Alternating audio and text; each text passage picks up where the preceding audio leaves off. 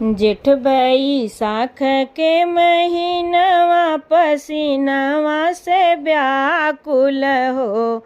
राजा बाहर बंगला छवावौ दुनहु जने रहबैयो। राजा बाहर बंगला छवावौ दुनहु जने रहबैयो। जेठ बैसाख के महीनवा पसीनवा से व्याकुल हो। राजा बाहर बंगला छवावौ दुनहु जने रहबैयो। नाही हम बसवा कटऊ बई बंगला छवऊ बई हो।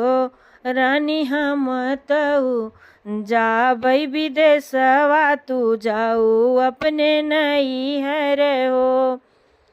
नहीं हम बसवा कटऊ बई बंगला छवई बई हो। रानी हम तऊ जाबै विदेशवा तू जाऊ अपने नैहर हो। ना हमरे भैया भतीजवा ना नैहर में मैया हो। ना हमरे भैया भतीजवा ना नैहर में मैया हो। राजा भौजी यस बिस हम बोलै कर जवा मोरे सालई हो। राजा भाभी मोर अस बिस बोलै कर जवा हमरे सालई हो। रानी हम बसवा कटऊ बई बंगला छवई बई हो।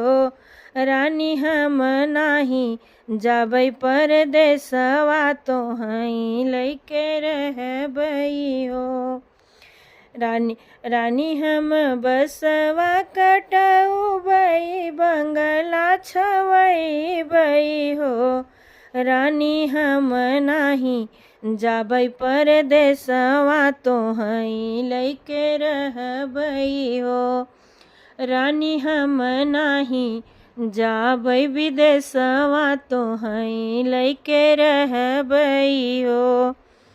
जेठ बैसाख के महीनवा पसीनवा से व्याकुल हो। राजा बाहर बंगला छवावौ दुनहु जने रहबई हो। राजा बाहर बंगला छवावौ दुनहु जने रहबई हो।